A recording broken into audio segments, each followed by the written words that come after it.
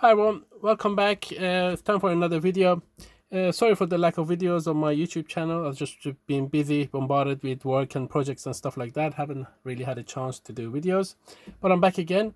I've got basically a project to do for a customer client of mine.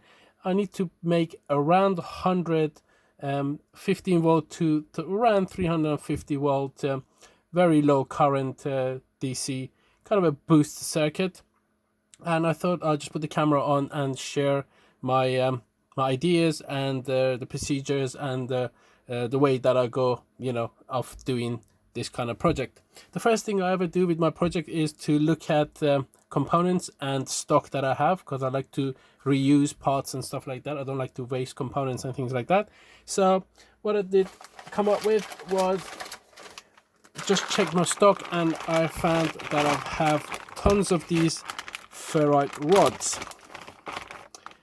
You can see it's visible here. They're tiny, they're around, forget my calipers. What are they? Around 3 centimeters and around say 6 to 8 millimeters. I've got tons of these. This is just the one bag. I've got another 5 or 6 bags. What they were for? They were for pages for hospitals, when the doctors and nurses get paged, and this was part of the antenna. And obviously you can see here, I can just take this off, and I got myself a little nice ferrite rod. So the first thing I came up with was that obviously to get high voltage, you need to have some form of transformer or a coil or inductor or something like that. So I said, okay, let me just try these rods that I have and see what kind of performance I get out of them. So I did a few different tests. I didn't want to bore you guys with it, and the best one was to do 300 turns for the secondary and 30 turn for the primary, and that gave me the best result, best voltage, and the best current consumption from my main power supply. Okay, and obviously I've just taped them to insulate the stuff. So I insulate the primary and secondary with some tape as well, but for the actual product I'm going to use I'm going to pot these and other kind of stuff to make sure that there's no arc over or things like that. The voltages shouldn't be, it's not that high, so there shouldn't be any arcings or stuff like that, but just in case the enamel wire is breaks, or there's like little snags in it or little shorts in it, I don't want to cause any problem. So that's that. And so what I'm going to do is I'm going to show you the circuits that stuff the information, and then we can slowly walk through them and see what we can come up with. So I got 4 sections. Okay, so obviously we got our transformer and that I've made. Okay, then the voltage I get from the transformer, because I'm running this from a 15 volt, I don't get 350 volt on the output. I get roughly about 160 to 170 volt. We're going to check that out when we see. We're going to do a test on here. I'm not going to connect my oscilloscope because I don't want to blow my oscilloscope up, even though it's on times 10. I'm not going to do that. I'm just going to use multimeter and just check the voltage. We don't really care about ripples and stuff like that. And then we got a voltage multiplier that we're going to stick to the back of here and see what we can come up with, if we can get the 350 volts 350 to about 370 volt that the client need. If I can get that, we're going to need obviously some form of oscillator, square wave generator, and I can use a 555 or other there are dedicated chips that you can use. I said I'm just going to go with an op amp, because they got a very wide supply voltage, and I can tweak things around, and I like op amps. I like to use op amps most of the time. So that's the new square wave generator. You can find these on the internet. There's all kind of stuff. I did these few tests with different values, and I found that these are the best values to get the frequencies that I need. We're going to look at the frequency on the oscilloscope, and we'll see that this is safe to do. And this is our output transistor, basically the one that drives the transformer for me. And I'm just going to use a tip 35C because I have tons of them. And we're going to AC couple our signal in, and then we're going to drive this from the same 15 volt that I'm going to use to drive the rest of the circuit, and we'll see what kind of performance we get from this transistor. So these are the 4 sections. that we're going to have a look at and see what kind of performances and what we can come up and tweaks and stuff like that. So I'm going to put that aside. I'm going to show you the circuit that I've made. Let's just put that there. Here we go. Okay, so I got my tranny here on the actual heatsink that I'm going to use for the final product. So this section is the transistor driver. So this is just this bit here. This is our transformer, which is here. This is our voltage multiplier, which is here. And this section is a Zener diode. I haven't drawn that on the paper, but basically what I've got here, I've got 3 18K power resistors in parallel together, so I get around 6K here. These are 5 or 10%, so the value is not that important. And I had tons of 120 volt 2 watt Zener diodes, so I'm going to use them. I'm going to put 3 of them in series to get more power dissipation. Each are 2 watts, so now I got 6 watts here, and the output should be roughly around 360 volt to 370 volt here. So then, because we have no form of feedback from our transformer, the whole circuit doesn't have any feedback, we need somehow to maintain the voltage, otherwise the voltage can creep up or go down. If the input voltages go from 15 to 16 volt or whatever, then the output voltage will shoot up, so you get higher voltage than this what we want. So I'm just going to put a Zener diode. That's what I got here. I forgot to draw that on there. And over here is our oscillator here, and I'm using an LF356. I have tons of LF356s, so I'm happy to use that. And I even got LF357 and LF412 and 411. So they're very good because they got high slew rate and you can get the good frequency response out of them. And they're kind of a jelly bean. It's not right to today's standard, but there used to be once. Anyway, so that's that. So what we're going to do is we're going to apply some voltage. And let's see what do we get. Okay, so the first thing we're going to do actually is, so let's connect our voltages first. So we got our ground, make sure it's ground over here. Okay, and we got our positive, if I can get to positive over here. Okay, now what we need to do is we need to somehow drive our pass element and to see what is the sweet spot for our pass element. So as in terms of power consumption and the heat dissipation on our output transistor. So what I'm going to do is I'm going to use my function generator. And I'm going to bring, oh God, this is broken now. Here, this is what I used to put into my breadboard, and it is broken. Okay, so I'm going to put it here. I'm just going to heat up the soldering iron, and we're going to quickly solder that bit in. So that's the ground, goes to our ground, and that's our signal that goes to our signal here. And I'm going to bring it down because I don't want to blow things up. And let's quickly solder this in. I think that will do. Yep, okay, now we're going to get our multimeter. There we go, everything in the shot. All right, so let's see. We want to see what kind of voltage do we get on the output of our transformer. All right, so I need to be careful here. I don't want to zap myself.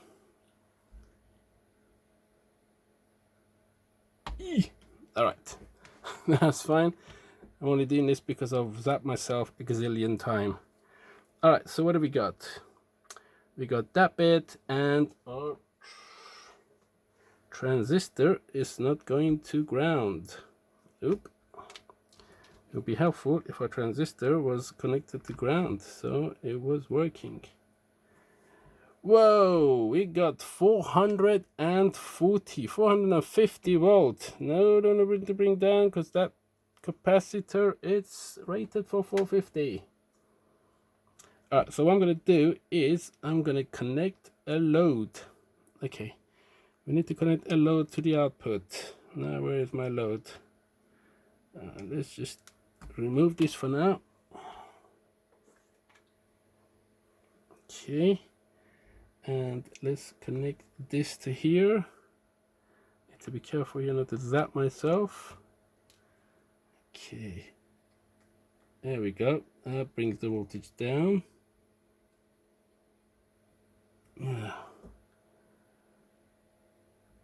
Ooh, okay, there we go. So what we got 362 volts. I am on, oh wow, okay, so that's the full output of my function generator. Okay, there we go. So the function generator is at maximum amplitude, and I am on 290 kilohertz. 290 kilohertz, we getting around 400 and let's see, we get about 420 volt out. That is not bad, and obviously that's the transistor, and we are pulling around 250 milliamp. 250 milliamp of current, and let's see what's getting hot. Oh yeah, the diode is getting really hot now. Okay, and that capacitor look like no, is it bulging? It's not bulging. No, it shouldn't be bulging because we are at 460 and this is 450 volts, so we are safe. Okay, so with that, okay, what we're looking at right now, if I bring here, there we go. Right now we are looking at here. So I have, obviously this is AC, and because the frequency is high, the meter wouldn't be able to read it. So I'm rectifying that with just a single diode and a capacitor. Single diode and a capacitor, and we're getting 413, 412 out. And we are at 289 kilohertz. Whoa, we don't want that. Okay, so we need to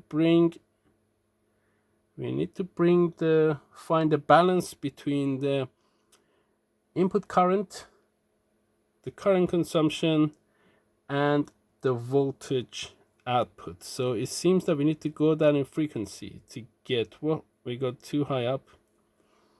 Okay, so right now we are at almost 300 milliamp, and we are at 428 volts.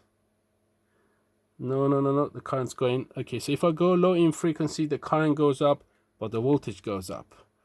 Okay, so I need to bring it further down. Right now we are at 150 milliamp of current, and we are at almost 400 volt. Oh, that is perfect. It seems to be working for some strange reason. I swear I did a lot of tests before, and I was getting only 100 and odd volts on the output. Very strange. Okay, so we might not need our voltage multiplier, because if I'm already at 400 volts, I'm going to multiply that by 2 times. I'm going to get God knows how what voltage, and we don't want that. No. Okay, all right, so things are working somehow without the need of our voltage multiplier. Okay, so let's look at this. We're looking at about 300 kilohertz. So let's tweak this circuit to make 300 kilohertz out of it. So then we don't need a function generator. We can connect this straight to this to get our voltage. Okay, let's go. So what I'm going to do is I'm going to disconnect the high voltage supply. Okay, so the high voltage is collapsing because I don't want to zap myself. I'm going to get rid of function gen. It can go. I'm going to turn the scope on. We're going to get our scope wires.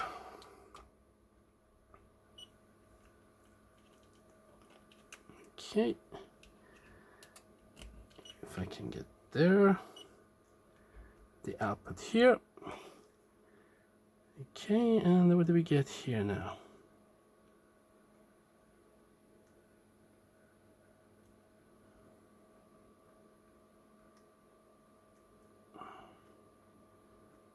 Okay. Something is not working. All right, it's working now. Let's go. Let's get rid of things here. Let's see if we can get the scope shots on. There we go. Then that's visible. Yeah, should be right. There we go. So what do we get? We get around 258 kilohertz. We were looking for 300 kilohertz. I know the outputs, the wave looks clipped, but that's because of the slew rate of and the gain of the op amp is higher than the voltage, so is basically clipping. That doesn't really matter. Not that too fussed about it.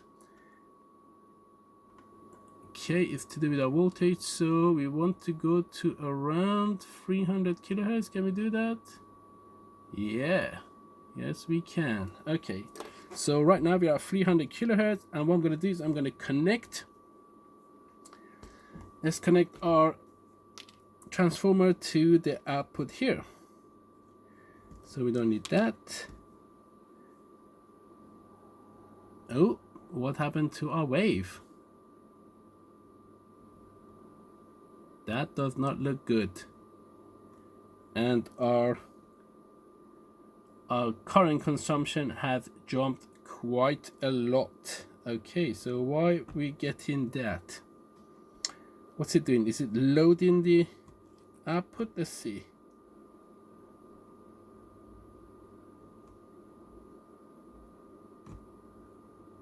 Okay, so what do we get here?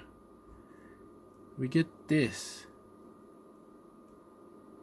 Okay, I believe it might have something to do with that we don't have any capacitor, any bypassing.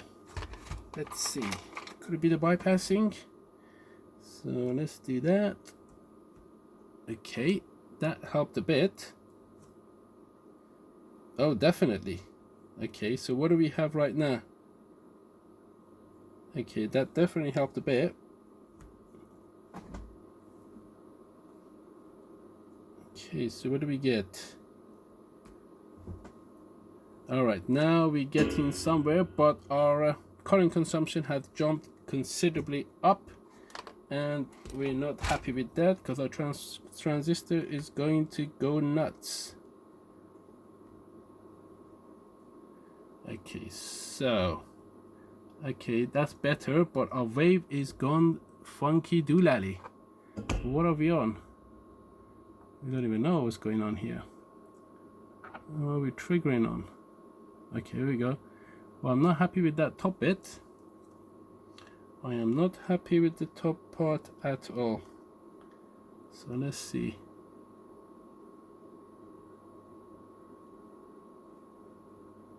Okay, so right now we are at, what are we? About 130 millivolt. We're getting 400 volts out on our output.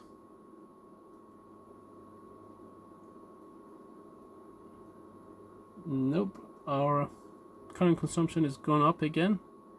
So I need to find a balance because I don't want it to get too carried away with current. Okay, so right now we have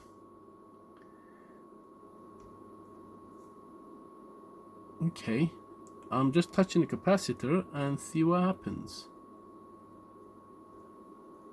Okay. By me touching the capacitor, funny stuff is happening. Alright, let's see if I put a capacitor across our op amp supply, if that makes any difference. Yep, it killed our op amp. That's what it did.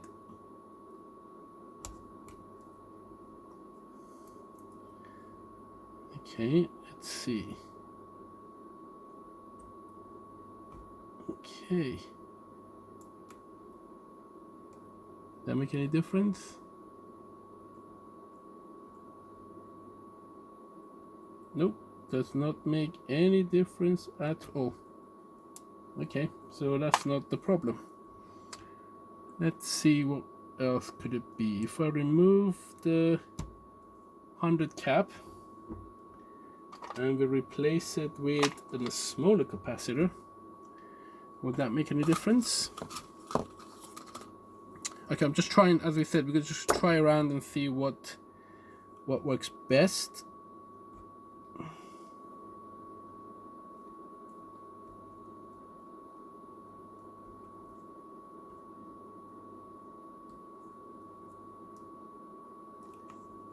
Okay, something is not right here.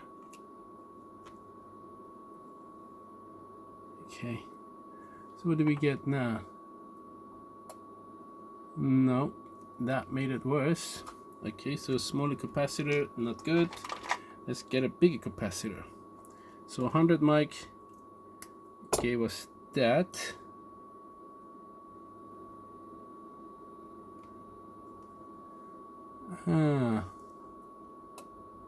Nope, we still get that floozy thing going on. So if I remove that, whoa, we are at 800 kilohertz. What?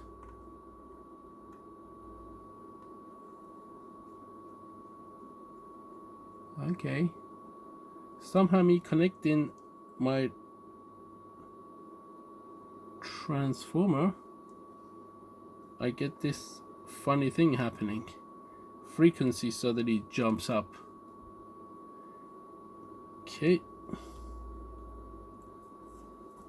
Alright, now I've got a feeling that might have something to do with the fact that I don't have the voltage distributor, and I just got a bridge rectifier, a diode and a capacitor. So what I'm going to do is I'm going to remove that, and I'm going to feed that voltage into my,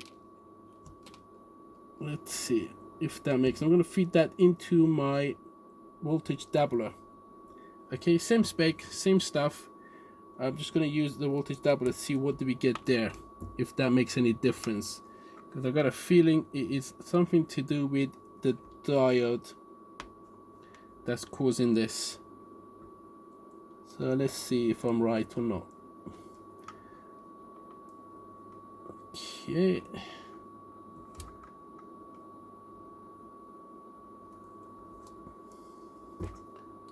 Let's just connect this stuff. Of course, now that you're trying to connect something, the wires are going all funny. Alright.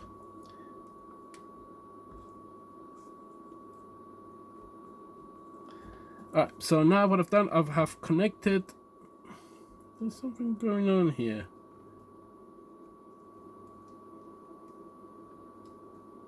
Alright, so now I've connected the output to the bridge rectifier. You see? That's, whoa! Okay, that's not good. We were getting around 600 volt out. Alright, so we fixed the problem with this wave. Okay, so now we need to sort the problem with this very, very high voltage. We're getting about 600 volts. Now we need to bring the frequency down or up. Let's see.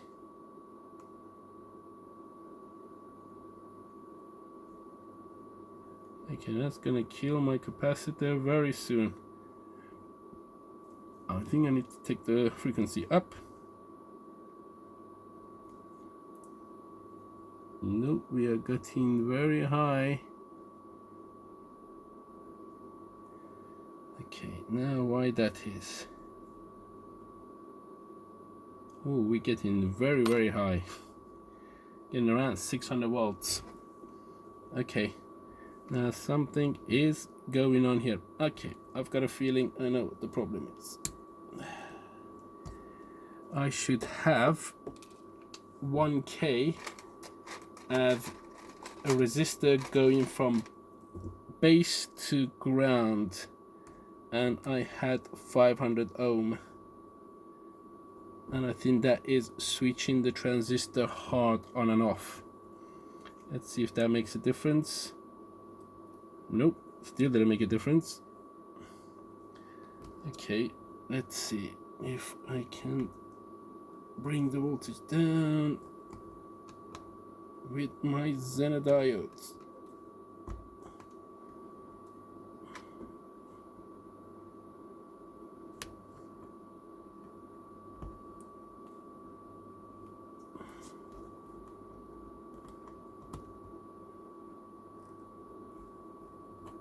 Okay, and let's see what we get. Okay.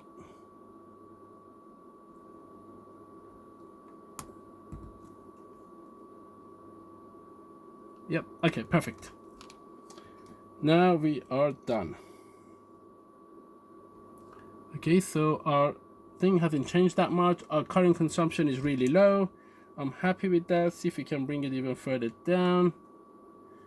All right, let's see, where are we? Okay, our current consumption is perfect. We are at 100 milliamp now. Perfect. Okay, so I'm happy with that. And let's go back to our circuit. Enough staring at the oscilloscope. So what do we got here? Let's see. Okay, so we had the same thing. This is our oscillator over here. I just need to be careful, don't zap myself, because there is high voltage here. We got 392 coming out of our voltage multiplier. Okay, so I have reduced our current consumption considerably, so this not going to get hot that much. But by doing so, we need a count of 1, 2, 3, 4 more components compared to the original what we had. And if these are getting hot, ooh, that is getting, nope, that's not hot actually, and neither is this one. Okay, so I think it's got better performance here this way than to just have a diode and a capacitor. I think with the diode and capacitor, I think these are rated, these switching diodes are rated for, I think, 500 or 600 volt. And I think the reason we were consuming too much power was that the voltage that this was spitting out just on its own straight into the diode was more than what the diode could handle. And that's why the diode was getting hot, and that's why we were drawing too much power. I think if I change the diode into a better diode, oh shush, if I change the diode into a better diode, I might be able to just have this without the voltage multiplier and just go straight into a diode and a capacitor. But for the time being, that's fine. This is working. And let's see, what do we get on our Zener diode? 376 on this side and 396. So we are dropping around 20 volt here, which is fine. I can increase the power a bit more, but then our current consumption will go up, and I don't want that, so I'm going to bring it down. Right now we are at 90 milliamp. Okay, and that's perfectly fine. So this heatsink will be perfectly adequate for entire operation time. We got a capacitor there, the coil, it is fine, not warm at all. And we got this, and that is perfect. Okay, so this is working fine. So it shows us that the concept that we had over here, it is working fine now. If it's visible, yeah, we can see. There we go. Okay, so we put these 4 sections together, and we got a working circuit. So we got our transformer, and we got our doubler, and the oscillator and the pass resistor. Let's just have a look at the test point sections of the doubler and see what kind of voltage do we get. Actually, be a good idea to have a look. Okay, so this is coming at the first diode. So we're getting 175 volt. Okay, and times that by 2, 200, 340, around 350. So we're getting a bit better than, so we get about 392. So we're getting a bit better than times 2, which is fine. And the Zener diodes, just a bit, just a tiny bit warm, just a tiny bit warm.